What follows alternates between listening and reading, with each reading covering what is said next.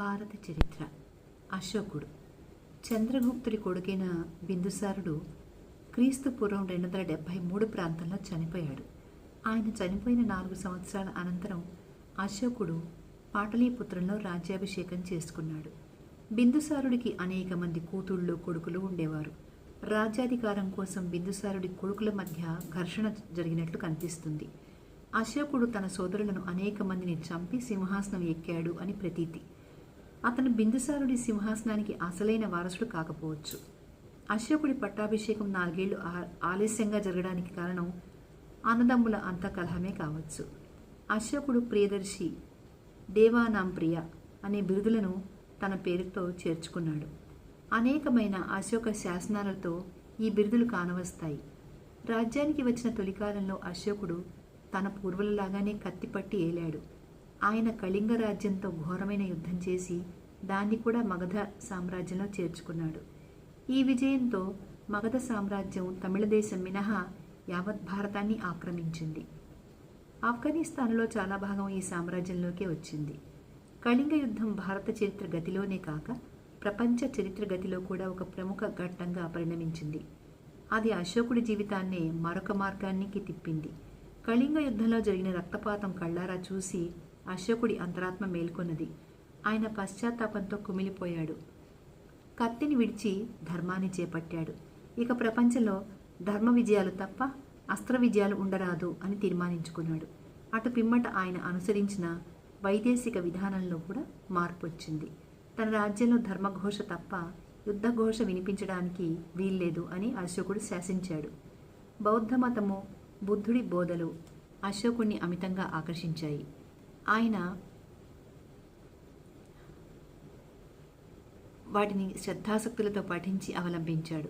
బుద్ధగయకు కపిలవస్తు నగరానికి యాత్రలు చేశాడు.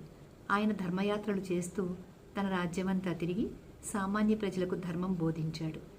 ఒక్క బిగిన 256 రోజులు దేశయాత్ర చేసి తన రాజ్యంలోనూ పరిసర జంబూద్వీప ప్రాంతాలలోనూ ప్రజలు వెనుకటి కన్నా దేవత్వానికి దగ్గర పడ్డారు అని తృప్తిపడ్డాడు. ధర్మస్థాపన కోసము, ధర్మ వ్యాప్తి కోసము అశోకుడు చేసిన కృషి ఊహాతీతమైంది.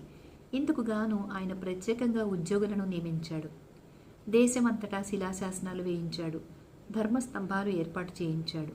తన కొలువులో ధర్మ మహామాతృలు అనే ఉన్నతాధికారులను ఏర్పాటు చేశాడు.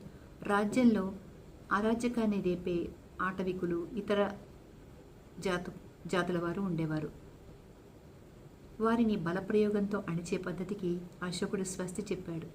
ఆయన తన కొడుకులకు సహితం నైతిక విజయం యొక్క ప్రాశస్త్యం బోధించాడు.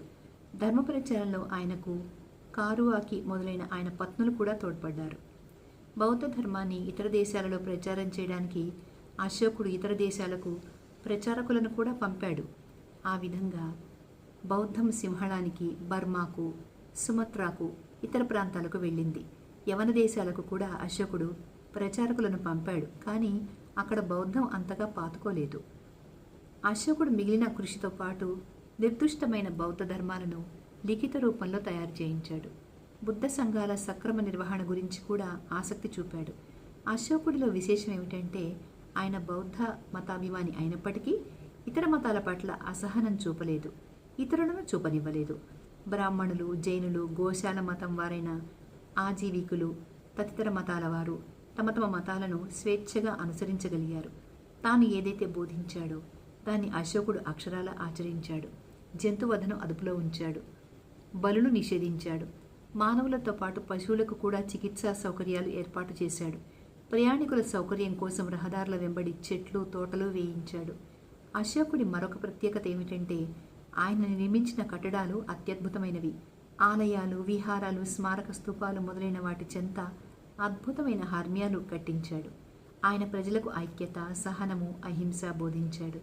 ఆయన కృషితో గంగా తీరాన కొద్దిమంది మాత్రమే అవలంబించిన బౌద్ధమతం విశ్వవ్యాప్తి పొందింది. భారత చరిత్రలో అశోకుడి లాంటి అపూర్వ వ్యక్తిని మనం చూడం. అశోకుడు 36 లేక 37 ఏళ్ల పాటు రాజ్యం చేసి 232 క్రీస్తుపూర్వం ప్రాంతంలో మరణించాడు. ఆయనతో మగధ సామ్రాజ్య వైభవం మాసిపోయింది. తర్వాత ఏం జరిగిందో నెక్స్ట్ వీడియోలో చూద్దాం.